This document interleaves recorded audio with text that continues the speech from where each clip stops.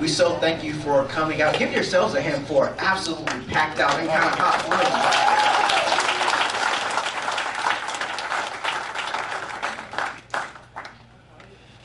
So we're going to start with Amanda Schultz, who's one of the people, our Will County coordinator, and helped put this together. So Amanda, if you want to come up, share a few short words.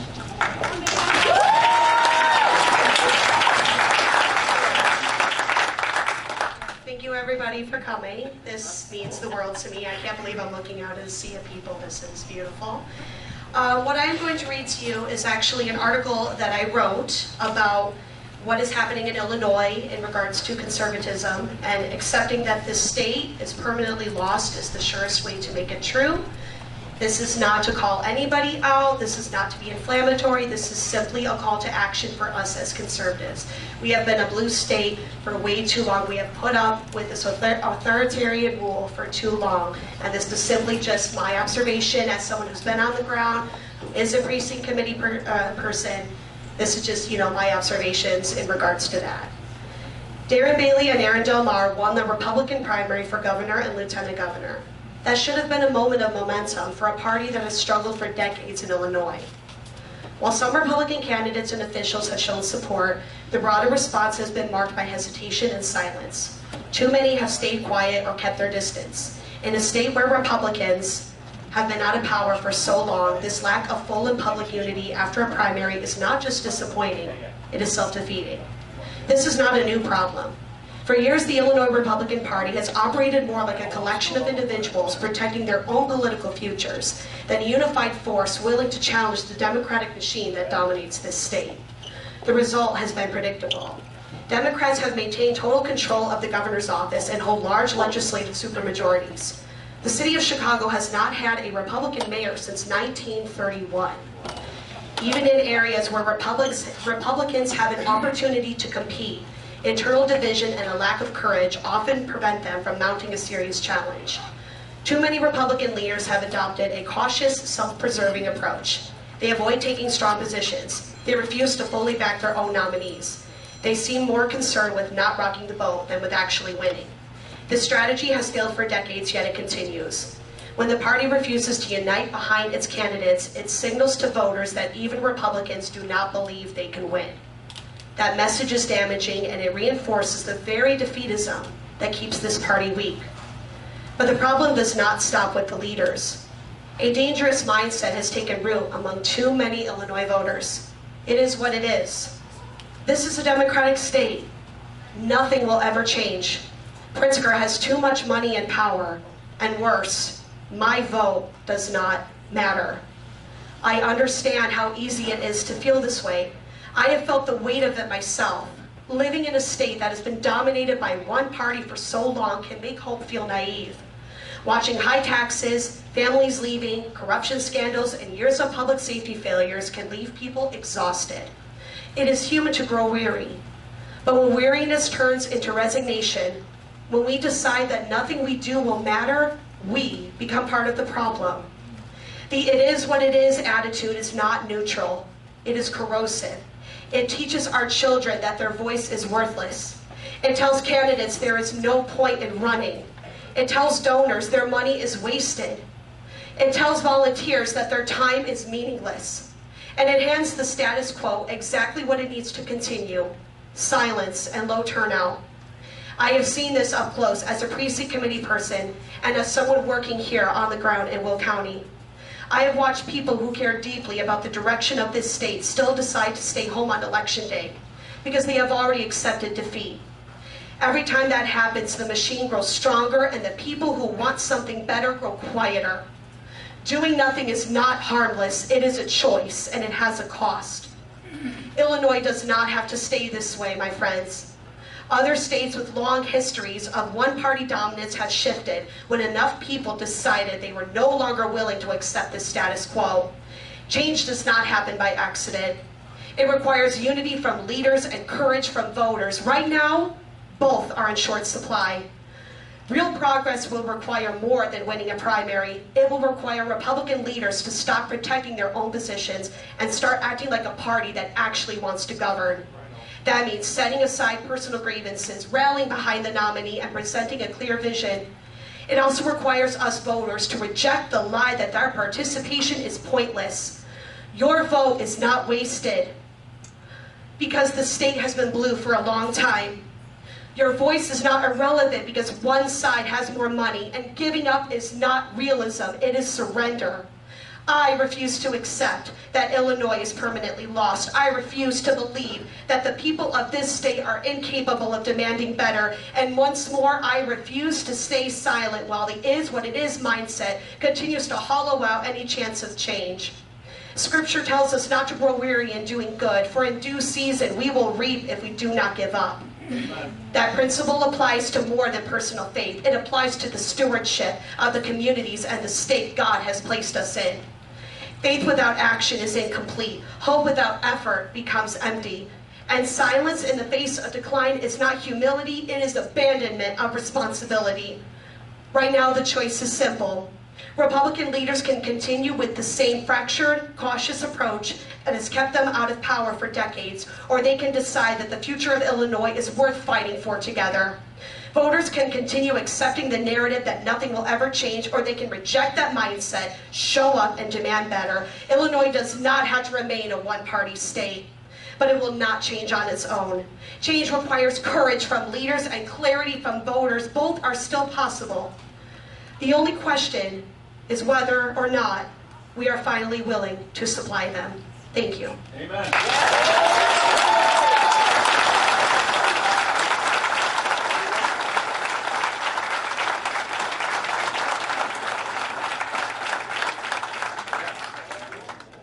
Next, we'll have Colonel Mike Myers. Oh, Mike Myers. Mike Myers give our national anthem. Thanks everybody for showing up. I appreciate you gentlemen coming up, and town hall's the way to do it.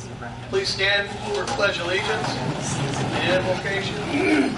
I pledge allegiance to the flag of the United States of America and to the republic for which it stands, one nation, under God, indivisible, with liberty and justice for all. Cal?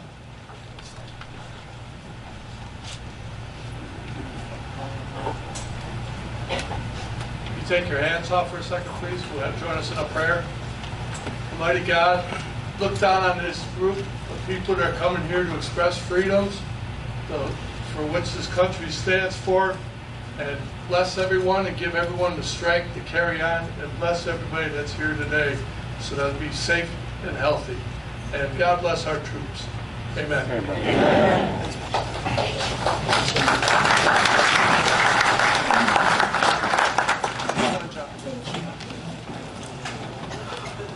All right, well, I want to thank everybody for coming out and joining us here today in Lorkport. You know, Darren and I have been crisscrossing all over the state, all 102 counties, not just getting our message across via social media, but going up and talking to people eye to eye, face to face, and getting our message across. You know, Amanda in her speech said a few things. She said, we need to be bringing the fight. And that's exactly what the two nominees before you are doing across the state. Joining us here today means the world to Darren and I, and all of our volunteers and our team that put this event together, and everybody that's watching at home, not only here on Facebook, but also we're live on CNN right now as well, that picked us up. Because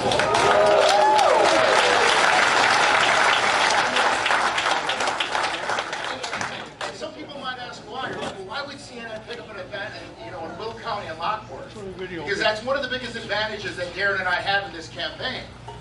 See, Darren and I he's running for governor, I'm running for lieutenant governor. The job that's before us, not the job after. So anybody that's there in Michigan or California, New Jersey, New York, anybody that's going to be voting in a Democratic primary in 2028, you've tuned into the wrong campaign. Darren and I are here to take our state back here in Illinois. Because we're not running for president.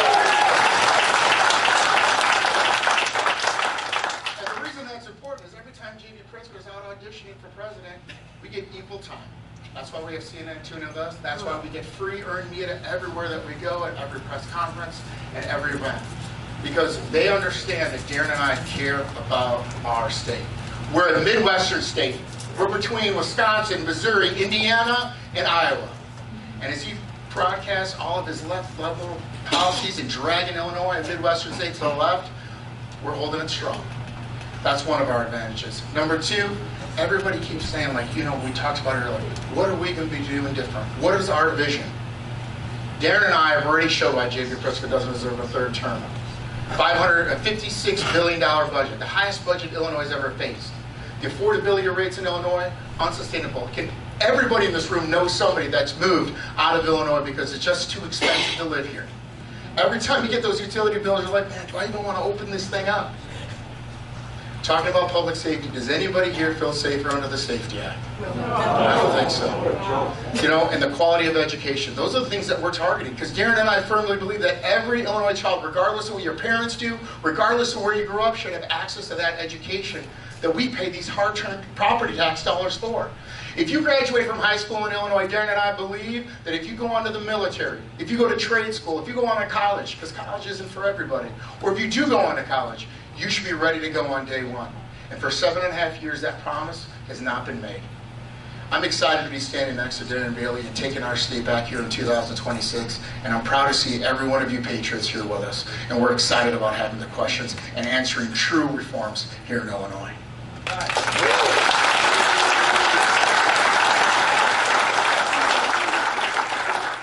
And I too want to say thank you so much. You make our heart happy. You know, I quote a lot what Ben Franklin said when he stepped out of the Liberty Hall when they were drafting the Constitution, and people were asking, what have you been doing in there? And he said, we've given you a republic if you can keep it. Well, this is the if you can keep it part tonight. And this is what we're going to be doing. We want to give you hope. We want to give you understanding why we're running, what needs to change in Illinois. And here's the deal.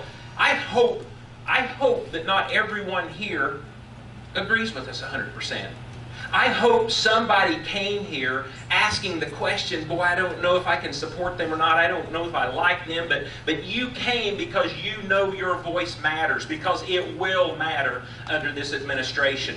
We are running to cut the divide, cut the rift in Illinois. We are running to unite the entire state. We are running to make Illinois the greatest nation, the greatest state in this nation, as it once was. We're running to bring glory and honor to the city of Chicago as it deserves. We're running to win. And we must get everyone to show up and vote. You've already heard that. And Sheriff Riley, he did an amazing job bringing this, but I'm sorry, it's already out of date. HWI Do It Best hardware stores, I don't know if you've heard that, they're moving to Fort Wayne, Indiana. We have got to stop this nonsense. So thank you for being here tonight. We look forward to having a conversation with you. We look forward to listening, which is very important. And we look forward to walking out of here with an understanding that J.B. Pritzker, Illinois, cannot afford another term under him. So thank you and God bless.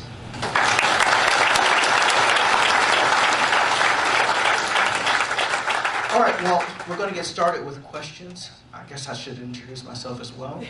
My name is Kenneth Woodard. I'm an attorney from Chicago, now living in Bloomington, and I help with engagement and strategy with the campaign.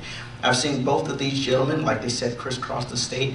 It's interesting because when you're as close to the campaign as I am, you see some surprising things, like Darren Bailey fixing an RV plug at 4 a.m. before he hits like 100 spots during the day. I'm like, is this man a real guy or is he a robot? Or Aaron Delmar, who I call up, I'm like, hey, there's a house music party happening in Chicago. Do you want to get on some sneakers and help me hit it? He's like, let's go. And this man shook hands all around the park, probably 300 people, and just, he's like a machine.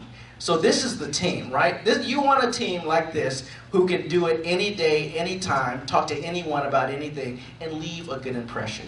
And so I get a front row seat to these guys. Now, we're going to get to your questions. Some of you I want to meet because you have some really interesting and funny questions. But this is literally the first one that I have. Anyone can take it. Give us a reason why we shouldn't move out of Illinois, please.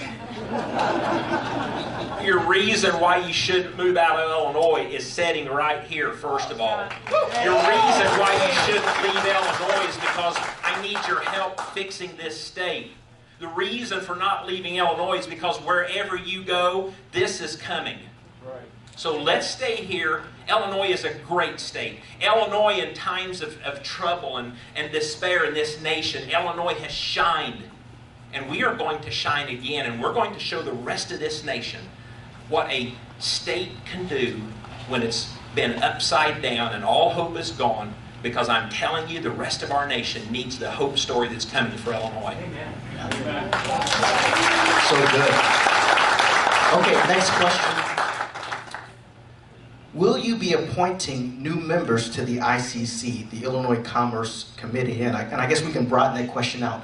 What is your plan for switching out and swapping out administrative staff?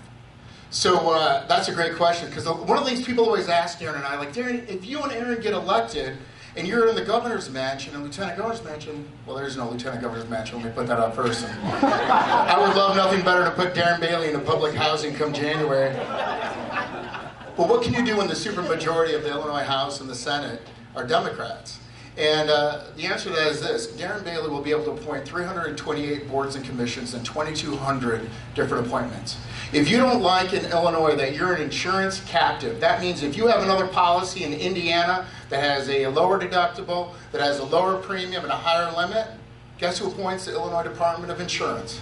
That man right there. If you don't like at the University of Illinois, where my daughter is going in a couple weeks, that they give preferential treatment to kids from out of state and kids from overseas instead of our own kids who we subsidize through our tax dollars, guess who appoints every trustee to the University of Illinois, Illinois State, Northern, Eastern, Southern, and Western Illinois?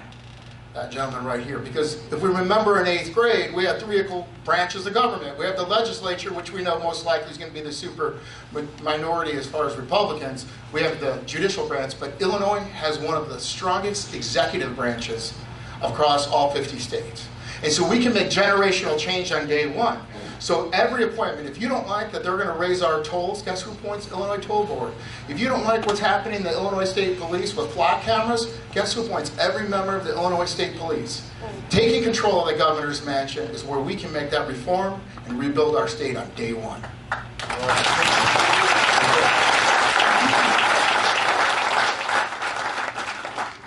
Okay, the next question kind of hits here at home at the American Legion. Are there plans for the state to help or improve veterans' housing and health care? So a veteran affairs question. Well, my question to you is, are you okay with almost $3 billion from J.B. Pritzker going to people who are here illegally? Because you know, that money should have been given and should have been there to help people who need that help. Senior citizens, veterans, God bless you. Yeah, we're suffering. I served a term as a state rep. I served a term as a state senator. And the demise that I saw in the state of Illinois, I was ashamed. I was sick at heart. So yes, you will be a given priority, because that's been a promise when you sign that dotted line.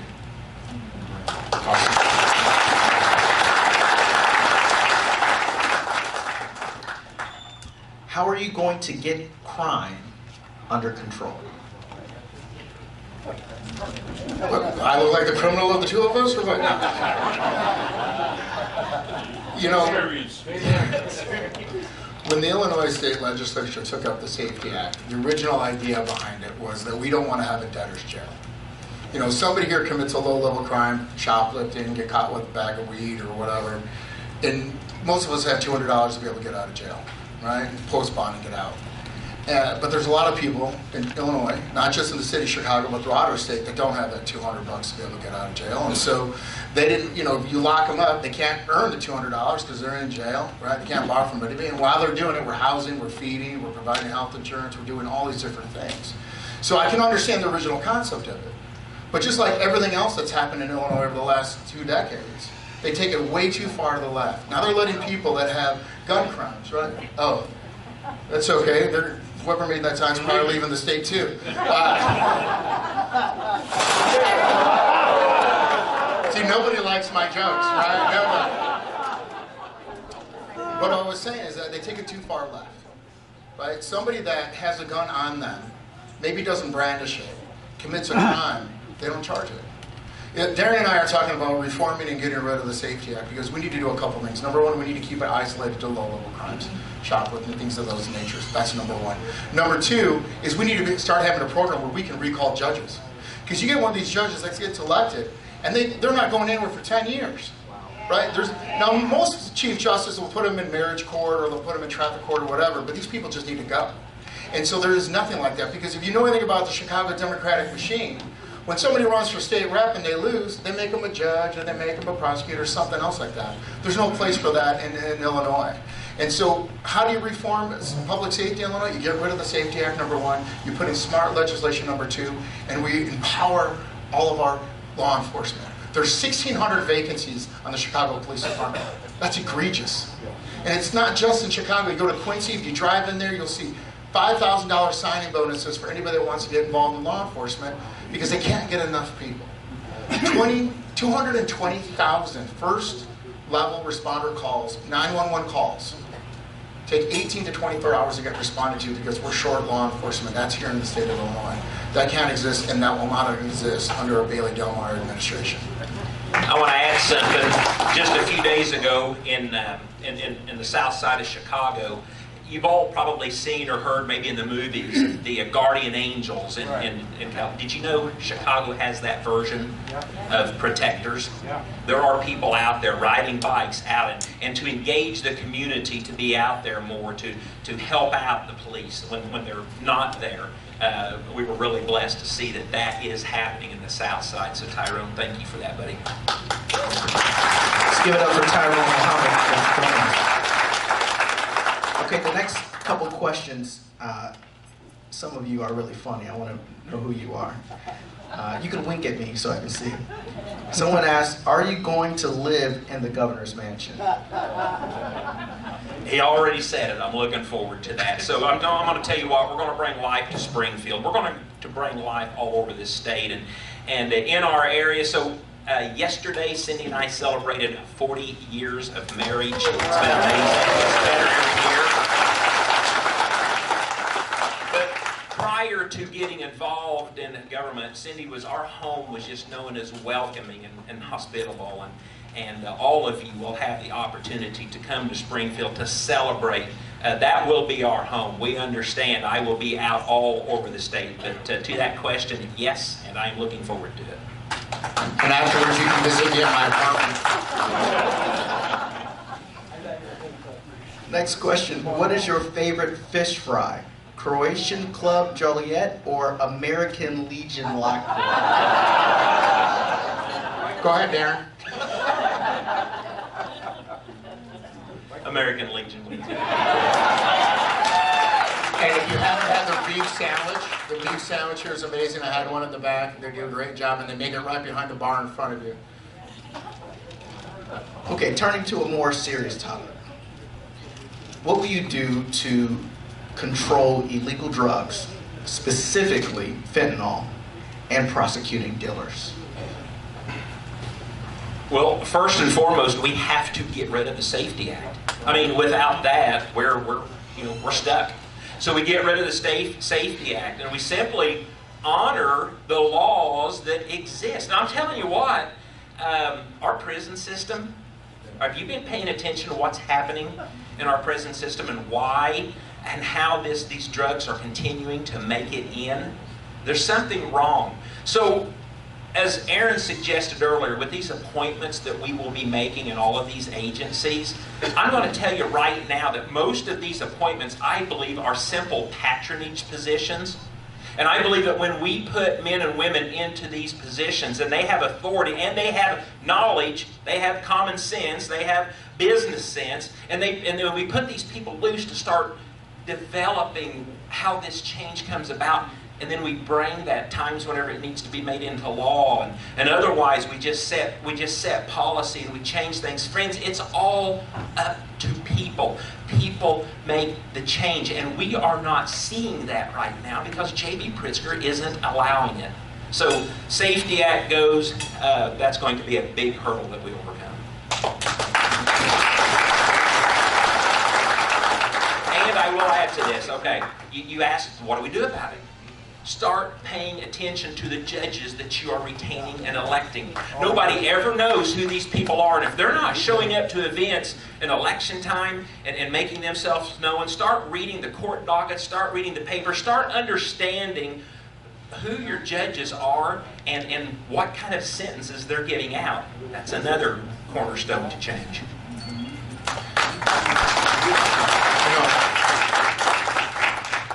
Far too long in Illinois, people have always been worried about the offender.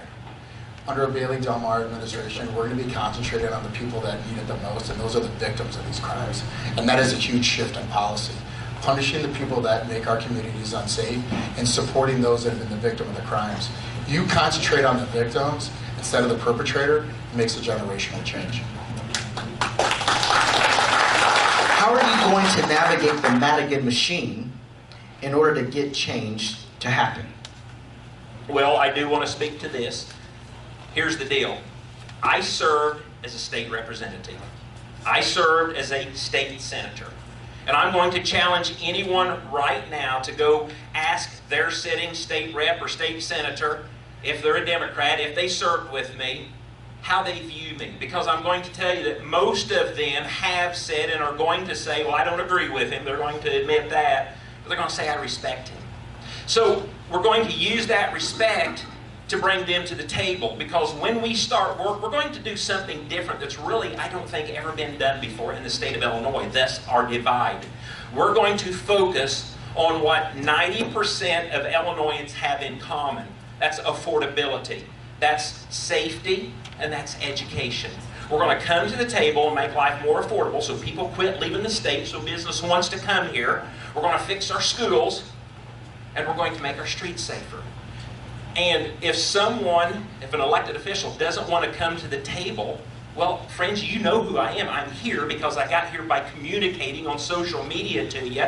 I'm going to go to the communities and talk to the constituents of those representatives or senators that won't come to the table to offer change. And I believe with my work ethic, with his knowledge, with our ability, we will get that done. I really do.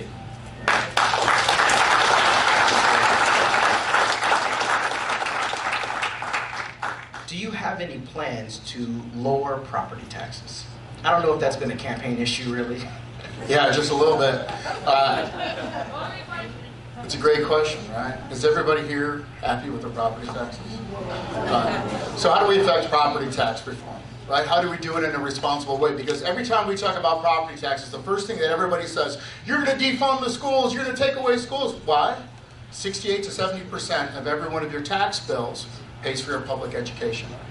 Okay, with that public education that you've been paying, is anybody here happy with the quality of that education? No. So number one is this. For the last 7.5 years, J.B. Pritzker and the Democratic majority have been underfunding the local share of our income tax. Not property tax, our income tax. So everybody in this room pays 4.95% flat tax on the income. We give it to the Illinois General Assembly.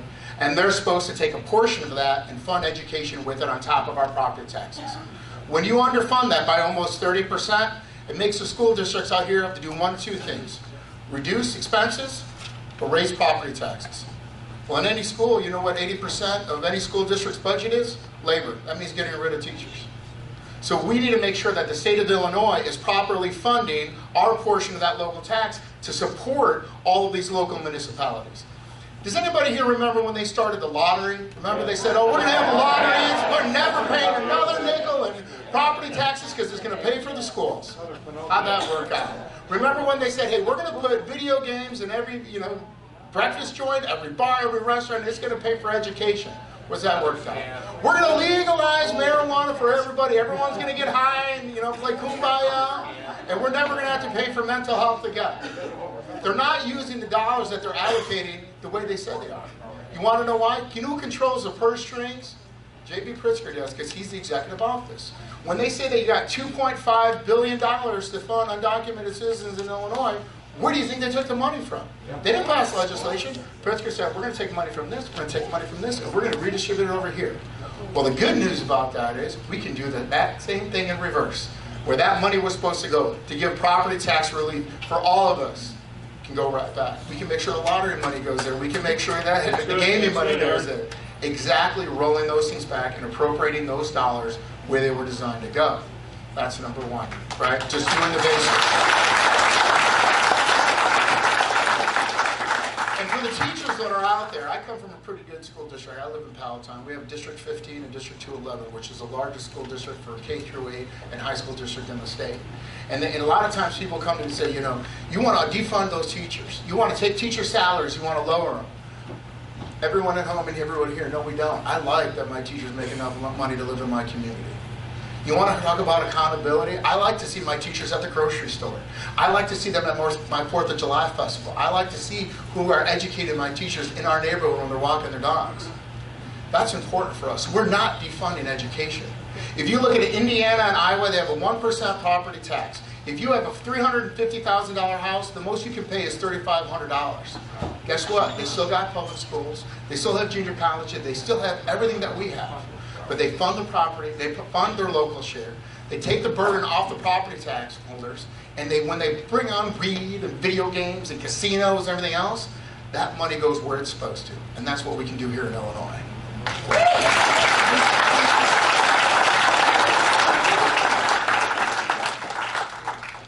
Okay, this question was written by a doctor. I can barely make it out, but I think it says, how do you plan to increase voter turnout compared to the previous election?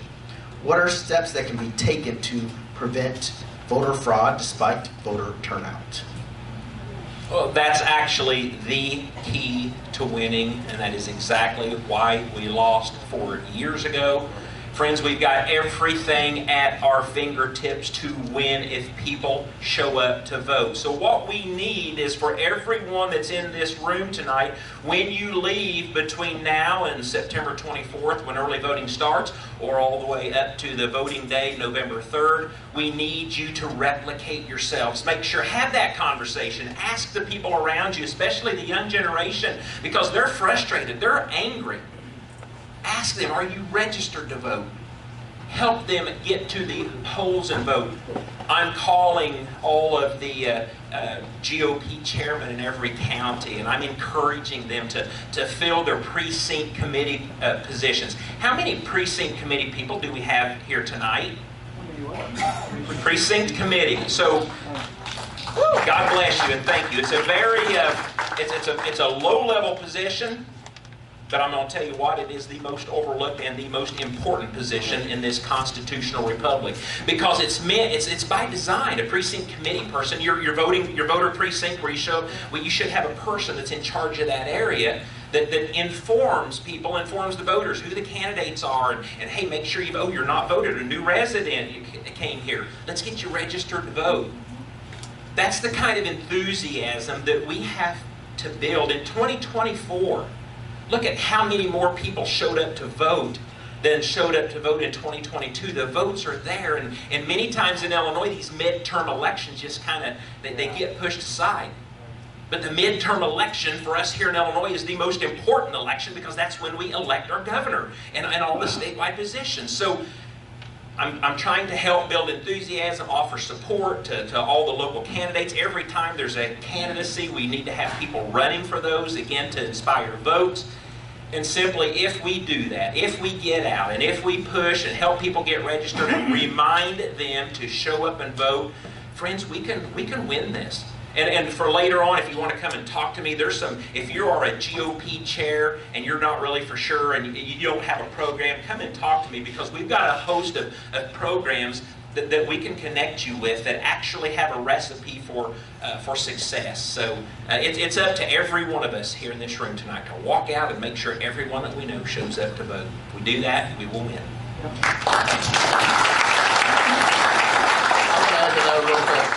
So there's 3 things that we can do to answer that question additionally to what Darren said. Number 1 is it's too big to rig. We have to come out and get our voter turnout, right? Yeah. That's number 1 because they can probably steal 1-2%, they can't steal 10.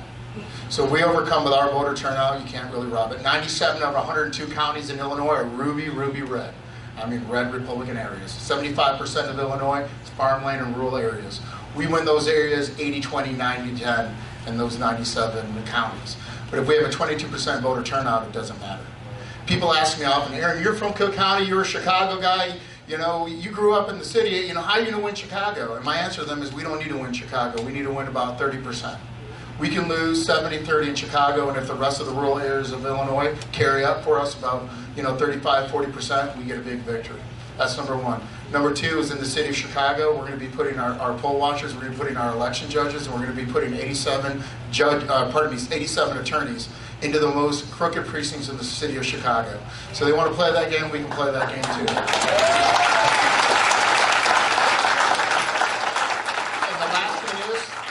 And the last thing is, and this is where we need your help on this one, is our chase the vote. Right? When we have people that are out here, we need people looking at our nursing homes for early voting. Right? Because they go in there and you got a bunch of people that, are a little bit older, some people have dementia, and they're just filling them out. If we don't have our Republican election judges in the nursing homes, that's number one. Number two is getting out there and making sure that we have people not only in our counties here of Chicago, the collar counties where 74% of it is, but also getting our people out everywhere we go. And by doing that, we can create the votes. It happened in 2014 with Bruce Rauner, who was running against Pat Quinn. J.B. Pritzker is not just unpopular with Republicans, he's also unpopular with Democrats too. Right? I know it's a shocker, right? When for a Democratic Party that hates kings, you get a guy that inherits billions and billions of dollars and spends 40-50 million every year, pushing not at just Republicans but Democrats too. That's the definition of a king. And so when our people start standing up, not just our Republicans but our independents and soft Democrats, and seeing that, that's where you get a lot of wins in that.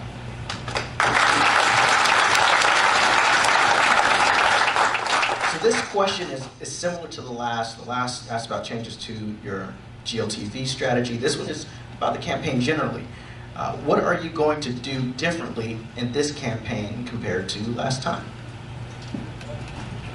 We're focused on our message: affordability, safety, education.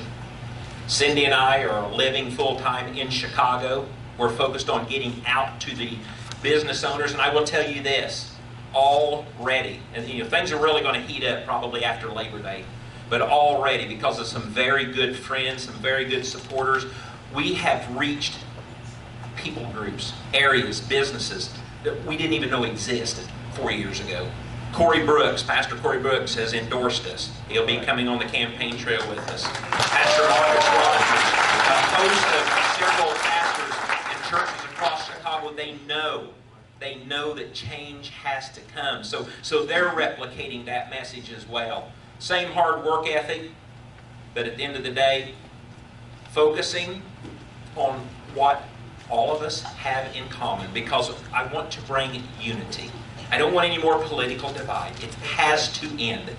And that's exactly what we're focused on doing. And so far, it seems to be working pretty good. So we get out, we show up to vote, we know we've got to get a turnout up, we can win this thing. So thank you for that question.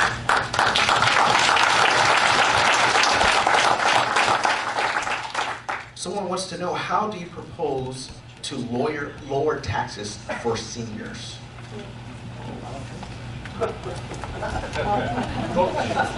You're closer to being a senior than I am. Okay, let's think about this. Gas tax. I mean, we're all suffering essentially from some of the same stuff. You get your tax breaks, but it's this high cost of living that is suffocating all of us. I'm talking to seniors across Illinois who are, and mainly down in our area, and your increases up here in the ComEd market are coming, who are scared to death to open their next utility bill. Scared. Because they don't know what kind of an increase is going to be there. You're on fixed incomes. We get that. So therein lies the priority of just simply lowering the cost of living. These businesses, every time you go shopping somewhere, a 30% toll increase for commercial traffic doesn't sound, whatever. Where is that cost coming from? How's that getting paid? It's getting paid by the stuff you go and buy at the store. They're just passing it on down. We're all being affected by that. The gas tax, think about this. The gas tax in Illinois is 50 cents, right? Well, have you noticed what the gas prices are in all of our bordering states? They're not just 50 cents higher, are they? They're usually $1 higher. And they have taxes as well. So why is that? Because of the regulations, the mandates, the fact that Illinois makes it too hard and too difficult to do business here in Illinois. and it impacts us all the same. So again, the Department of Aging, there's certain departments out there that look out for your needs and make sure that the money comes into your area. I don't know how you are here, but down in my area, the senior citizen centers, they're struggling. They're struggling because just like our schools, J.B. Pritzker has pulled funding. And so when updates need to be made, many times local businesses are stepping in and trying to make up the difference. We need leadership that cares about you in Illinois and restoring what's been taken and simply making it more affordable to live in this state.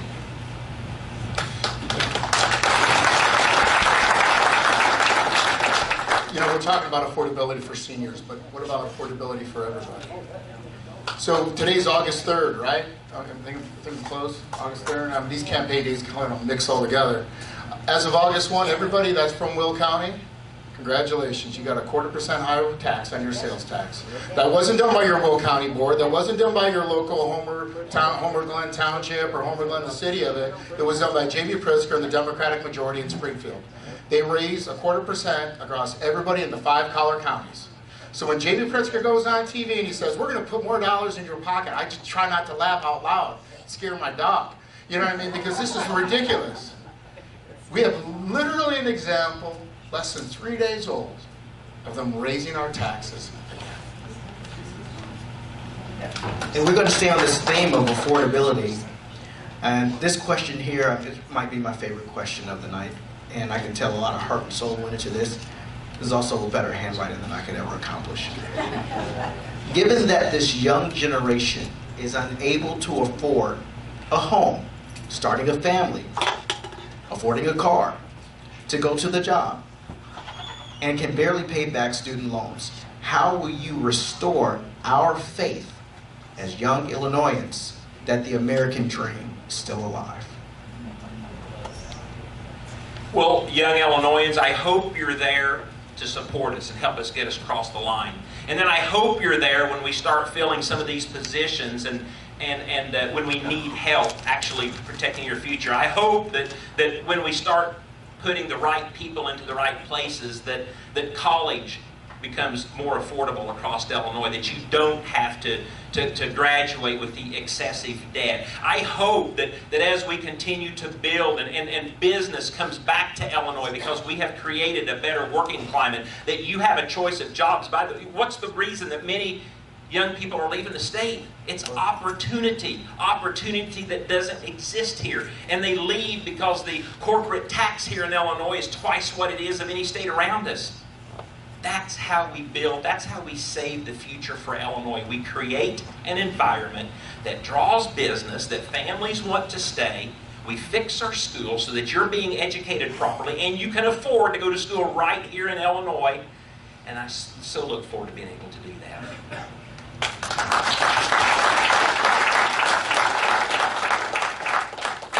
Okay, this one just came in. Do you have an 8 and 5 strategy? Elect 8 state reps, 5 state senators to help down-ticket Republican candidates to get elected in November.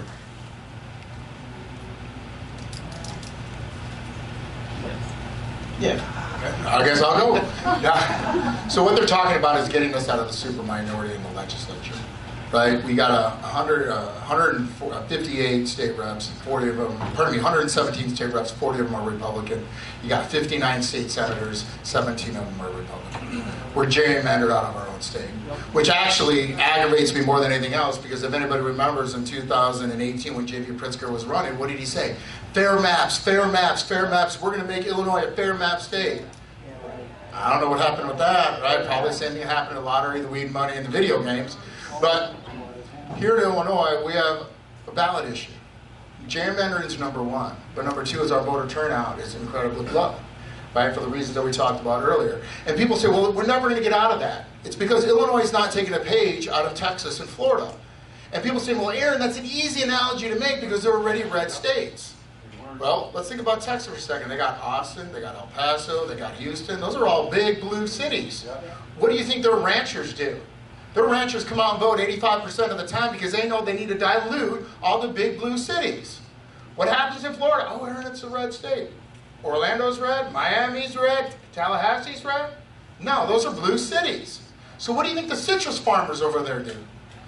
The argument that we're trying to make is all the people that are growing wheat, the people that are growing soy, the people that are growing corn in Illinois, which makes up a huge part of our state, they've not learned that they need to overvote big cities. Those are our people. When we start taking the page out of that book and start doing that, we start winning. And that's the message that we're bringing. We're showing people clear examples. Remember, it wasn't that long ago that Florida was a swing state. Remember, everybody was fighting for Florida. Got to win Florida. It's a game changer. It's the same thing. We want to make Illinois a game changer. By handling, going back to the issues we're talking about, affordability, public safety, and education. Those aren't Republican talking points. They're not Democratic talking points. They're everybody's talking points. Who can't get behind those three things? That's what we're trying to talk about. Everybody wants to shift the conversation to partisan issues. We're trying to talk about rebuilding and reforming the state that we all live in. You can't hit us with those three things. Do you know what governor is going to sign the next redistricting bill? The next one you elect. You realize that? Keep that in mind. Okay, the next question came in online. What, if any, legislation that Pritzker has signed would you not have signed? Well, I was there front and center, so if you go on my campaign page and scroll back 6 years, you'll see it all. So, Safety Act, gas tax, FOID card stuff, school legislation. I mean, it's difficult. It's more difficult to consider what I would have signed that he signed. Friends, Illinois can't afford another 4 years of J.B. Pritzker. This man has decimated us. He's destroyed us. And he will finish the job before he runs for president, which he will. I got one. Here you go. Right now, does anybody know what the Invest in Kids Act is? I'm getting a little bit in the weeds here. The Invest in Kids Act was a program that had bipartisan support and was here for 5 years, which offered kids that didn't like their public school an opportunity to get a few dollars to be able to go to a school that they chose. It gave kids that did like the public school that they go to money for tutoring on top of it. If you had homeschooling, it gave you money for curriculum, it gave you money for technology and everything else. The Democrats let it expire in 2005. In Trump's last bill, the big beautiful bill that people like or don't like, it creates a federal program exactly like that. Doesn't cost anybody out of Illinois anything. It's federal dollars that flow to Illinois that we can use to increase our quality of education for every one of our kids. J.B. Pritzker has not opted in. 32 states have already opted in, including North Carolina, blue state, Colorado, blue state, New York, blue state. Illinois has not opted in. The reason I bring this example up is because he's putting his own fight with Donald Trump before the people of Illinois and before our kids. Right? He'd rather make himself in a better position and not give Trump a win on this bill than make sure that each of our kids are educated in a proper manner. It's unacceptable. One letter, White House, you want to opt in. Help the kids of Illinois. Won't do it. Won't do it. The second thing, you're talking about legislation that's passed. You know, Jeremy Gorn over here is from the Tribune. I'm going to give him a shout out over here because last time he asked me a question, he's like, Aaron, you say that there's waste, fraud, and abuse in Illinois, but there's no proof of that. I go, you know, Representative Carol Ammons, who just got indicted, federal charges, she's from Champaign, Illinois. $18.5 billion goes through our grant system. Some of it's federal, some of it comes out of our own coffers, each of these agencies.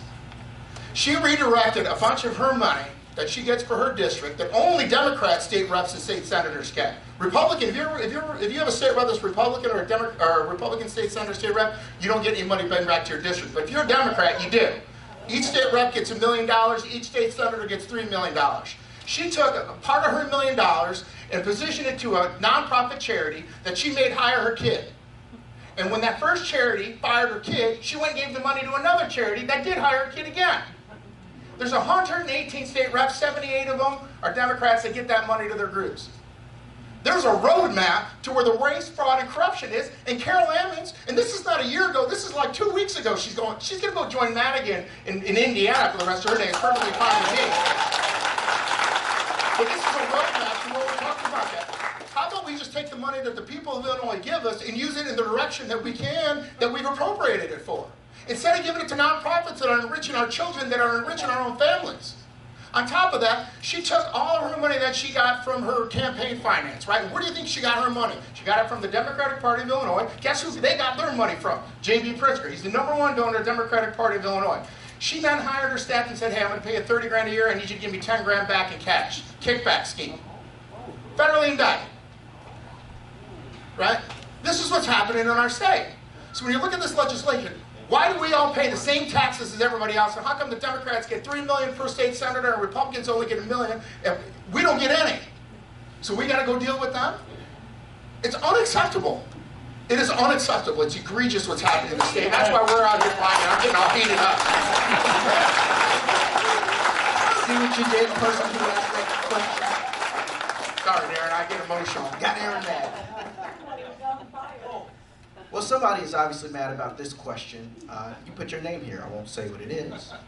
It's addressed to Darren. What is your plan to deal with non-citizens that have taken high-paying construction jobs?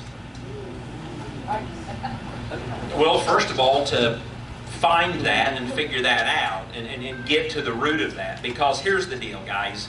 This has got to end. This nonsense. We go after the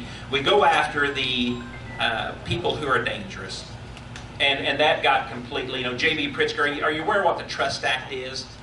The Trust Act is an act that allows the governor to tell local and state law enforcement that they can't work with federal law enforcement. So, that's part of the reason why things went sideways with ICE coming to Chicago, because they came to Chicago and then they received no help.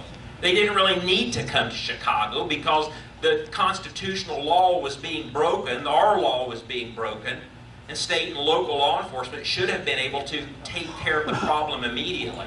Because all they were doing, or all they were there for, is to go after the most dangerous people. So, I think you've hit on an interesting idea that whenever state contracts are issued, obviously we need to take a look at that and make sure that that's not happening, and to make sure that Illinois citizens first are receiving the jobs and the benefits that they should be getting. So that's part of the stuff that as we begin to delve into this, and especially after elected from November to January and January on, that we're going to be cracking open, that we're going to be discovering and finding and pinpointing some of these businesses and people that are doing this, because it's destroying our state and it's destroying our society. I want to talk this and that real quick. When they're talking about the ICE enforcement, it means a little bit something to me because most of the people they're snatching up look just like me. And I say that tongue in cheek because this is one of the things that Illinois has manufactured itself. Right? If you're in law enforcement and you have a bad actor that commits a crime, they get them, they prosecute them, they go through the judges, they get convicted, then they go to jail, right? You don't just get deported, you go to jail first. But then when you get released, you normally can call ICE and then they grab you and then they take you away, right? But they don't. They let them go back into the regular community. This is where the problem there resides. Then ICE gets notified about it, right? Then they have to go grab 6 or 7 guys that look like SWAT officers to go grab them. And most of the time they're in highly densely populated areas, apartment complexes, housing complexes, things of that nature. Not everybody, but a high percentage of them. So what does that do? It makes the 6 or 7 guys that got to go get him or her in danger. It puts that person in danger. It puts everybody that's in the community in danger, right? Well, think about this. If we would have been able to work with them, if Darren Bailey was governor already, we could have taken that and taken one set of handcuffs off, put another set of handcuffs on in a controlled environment, I don't know, like a police station, what do you think about that, or maybe a jail, then nobody's got to go hunt for anybody anywhere, right? Everybody's safe. Controlled environment. No one's arguing they got to go, right? But it doesn't happen that way. When you're looking at Broadview, remember that in the federal detention station? They built up fencing in the area. This is real world stuff. They built up fencing in the area. Why did they do it? 1, to protect the federal officers conducting, their work. Number 2 is protect the protesters. Nobody's saying you can't protest. You want to go on the sidelines, hang your things, sing songs, put out banners, do whatever you want to do, knock yourself out. It's America. Not what I want to do on a Saturday, but whatever you want to do. But what did the mayor of Broadview do? Immediately turn and file a federal lawsuit to take the fencing down. Because they want to create this atmosphere of action so everyone on their cell phones and everybody else on television and CNN or something have clickbait. What about just doing government correctly and doing it right by, I don't know, Constitution, right? We have 2 of them. We got Illinois and we got United States. How about we just go off of that?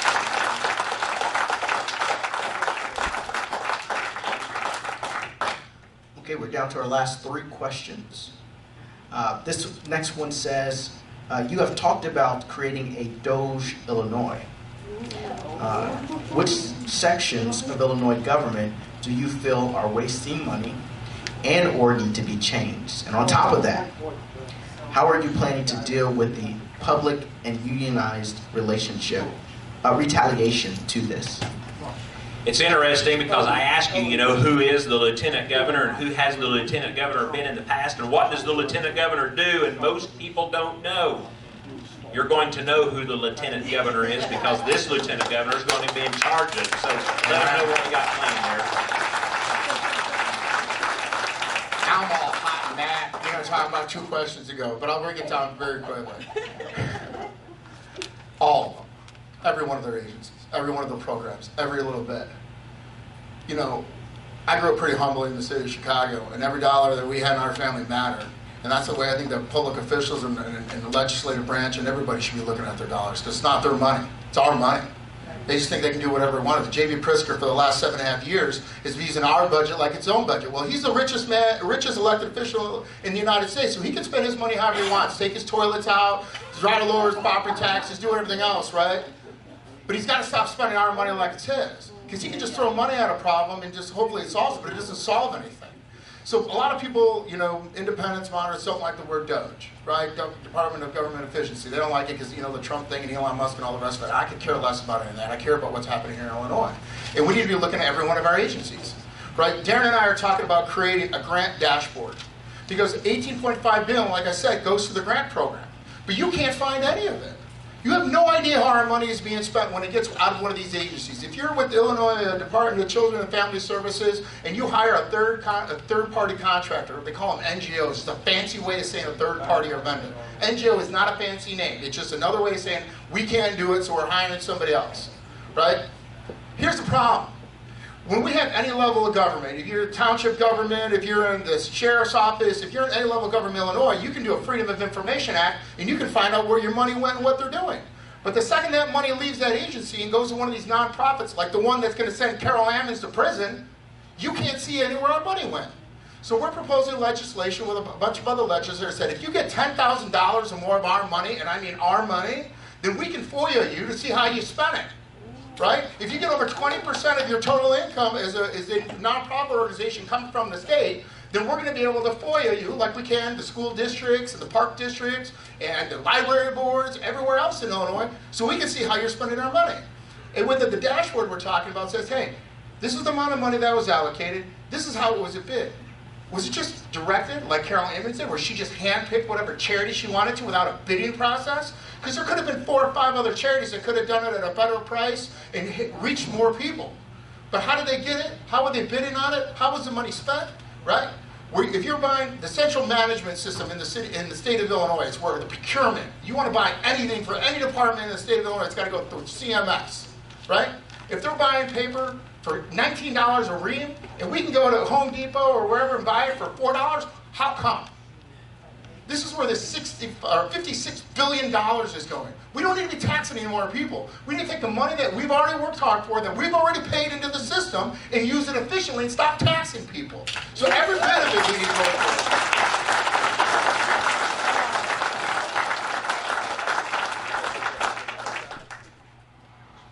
We've got 2 more questions, and I'm fired up, doing everything I can to stay seated here. I don't get any more Red Bull before town hall meetings. Now, I saved these 2 questions to the end because I really think these 2 people are kind of on the same page. So we're going to do these questions, and then we want closing speeches from Aaron, and then a closing speech from Darren. And folks, don't worry, they're going to hang out a little bit after for about 15 minutes, so come up to talk to them, come up, take a picture, come ask a question that you didn't want me to read up here, but you still had a personal question to ask. We can do that afterwards. So I'm going to read both of these questions together, and you all can kind of take which side of it you want. The first says, if you become governor of Illinois, how would you be able to pass or veto laws when the Democrats have a supermajority in the legislature? And the other one says, what is your plan on working with the Democrats to get your policies passed? I believe this will be your toughest obstacle. Gentlemen. So I've already touched a little bit on this, and I think that's ultimately why, after Cindy and I felt the calling to step into this race a little under a year ago, because if you would have asked me a year ago if I was running for governor, I said, no, I'm not, no, I did it. But as we began to feel this need to step back in, we had to step back and we said, okay, if we're going to run, what's got to be done different? We've talked about a lot of that tonight. But probably one of the most important factors of me already serving is the fact that we realize that as we've talked about, we've got the same issues and problems. And that's why we're laser focused on affordability, safety, and education. Because we have got to show the people across this state and in Chicago that we can trust each other, that we can work with each other, and that we can get something done. How many people do you know that don't want lower property taxes? How many people do you know that don't want lower utility costs? How many people do you know that are just frustrated with their energy bill and the gas tax? Knowing that how many people do you know that drive across state lines to get their gas? And when they do that, they're shopping, they're buying, eating out, they're spending our money. So I truly believe, friends, again, I'm a farmer from 4 hours south of here, and many of you have already come and you've talked to me, and hey, do you know this state rep or state senator from 20 years ago? No, I've always voted. I have always voted. But I got involved in this in 2018 when I got frustrated myself about tax increases. So I show up to Springfield and I see the brokenness. I serve a term as a state rep, and I'm like, I'm not going to sit here. I could term limit myself out. I believe in term limits for 10 years. We need term limits. But I was frustrated enough that I stepped into the Senate position thinking, okay, I've got a broader expanse here. The Senate, they get along a little easier. But I got frustrated at that. It's like, no, I'm not going to stay here because we're just stuck spinning our wheels. And I actually have many stories of when we worked together, when Democrat state reps and senators came to me because they couldn't get enough support on their side of the aisle, that I was able to garner because they heard me stating something on one of my Facebook messages that many of you probably became to know me in April of 2020 when I got frustrated and decided to sue J.B. Pritzker because of the lockdowns. That's what I will do if we come to a stalemate in Springfield. I will talk to all of Illinois. I will be in your communities. I will be sharing what we could have and pointing out the people that won't come to the table and work with us. I will be a governor where the door is always open and everyone is always invited and there will always be a seat and you will always be heard. But right now, we have problems that are destroying our state and they are so simple to turn around. And that is how we will govern, and I believe wholeheartedly that within the first 2 years we will see change. And I believe because of that change, we will begin to be able to push our differences, these other things which truly divide us. I think we'll be able to push those aside. I think we'll be able to understand people, understand each other better. And if you want to call that a crazy idea and a crazy dream, then there's no hope for us in your world. But I have that hope because I know people. I've seen them. We've been in those communities. I've worked with those people.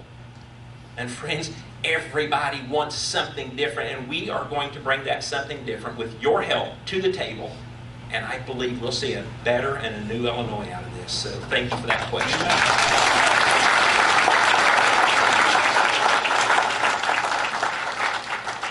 They're going to like to work with him a lot more than they like to work with me. He's got a much better disposition than I do.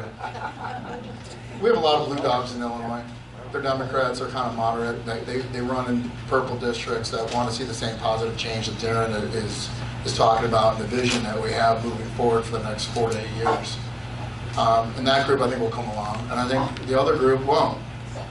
Because they're not going to like it when we take all their stuff away. They're not going to like it. They're not going to like it when we take all their stuff away, and they're not going to be able to, enrich themselves and give away little freebies, and the whole patronage system's going to go down the drain, and they're not going to be able to do any of that kind of stuff. Somebody's actually watching that cares about what happens to our state and is watching your money.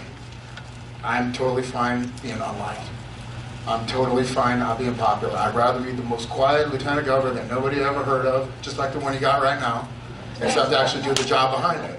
And so, that's kind of what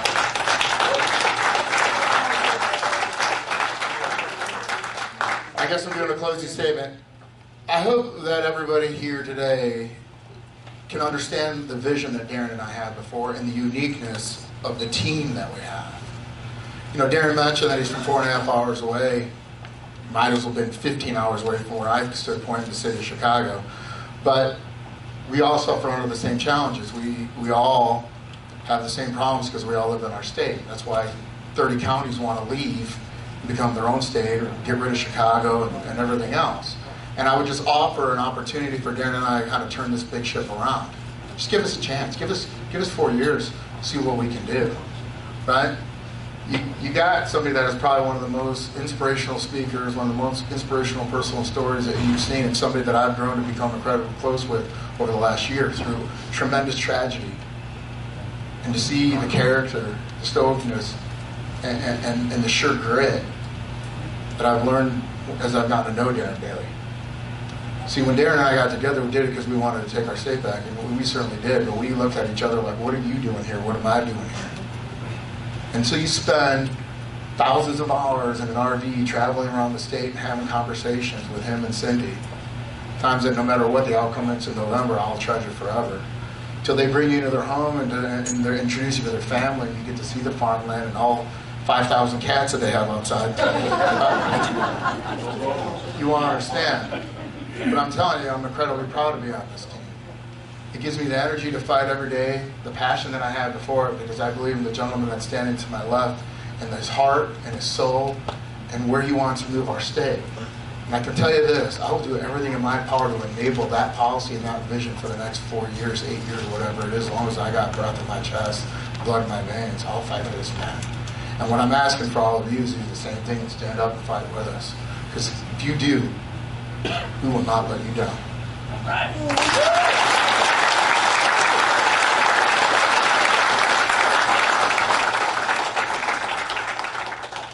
I hope after tonight that you've learned why I partnered with Aaron Delmar as our Lieutenant Governor. I mean, he's been living this stuff.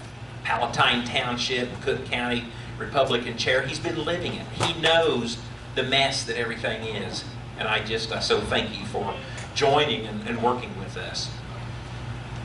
You know, let's be honest about the situation. The billionaire class of governors aren't working out very well for us. God bless them for the money that they have. I have no problem with that.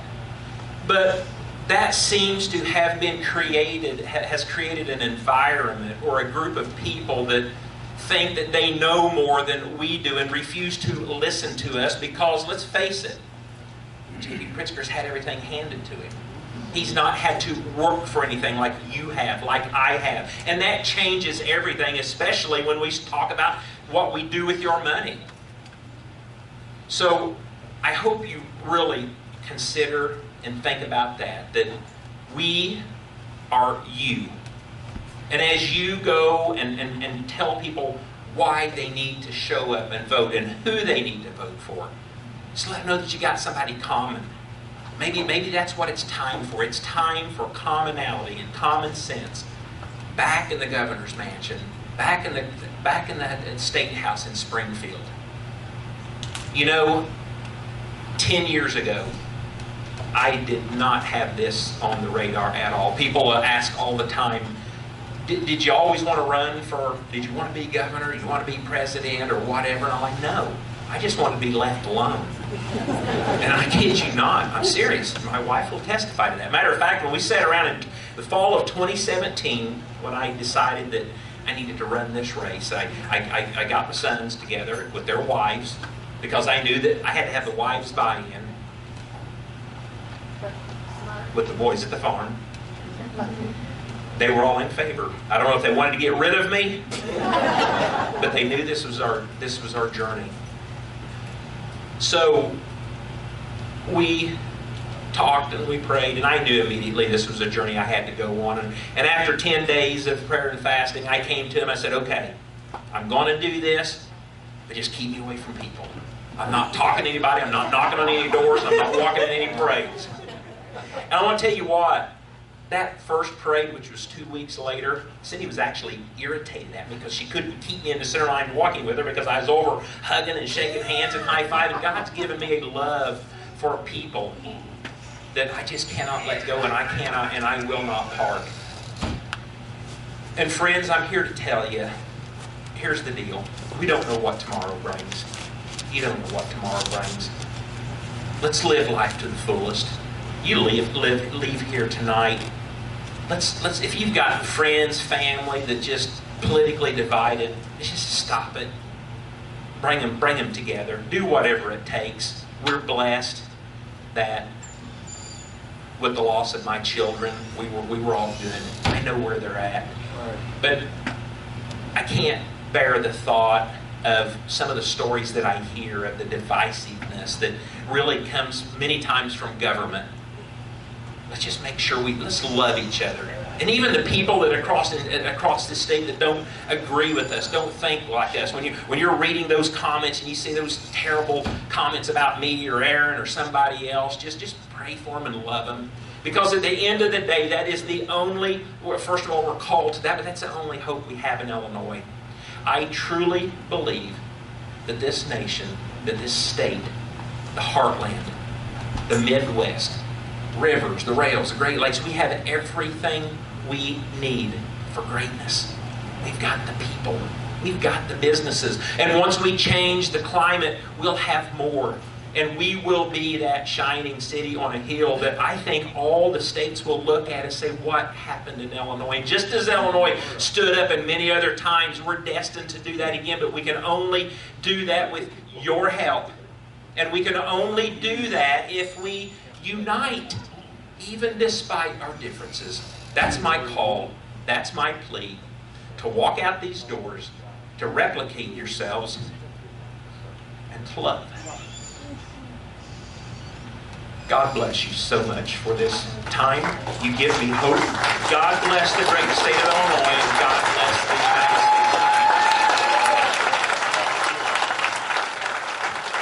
All right, I was told by our campaign manager we got to do one more thing. Darren, turn around. All those people that are seeing us at home and on CNN can't see everybody. We're going to post one up on social media so everybody can see this packed house. We got one. All right. One more time, a round of applause for the next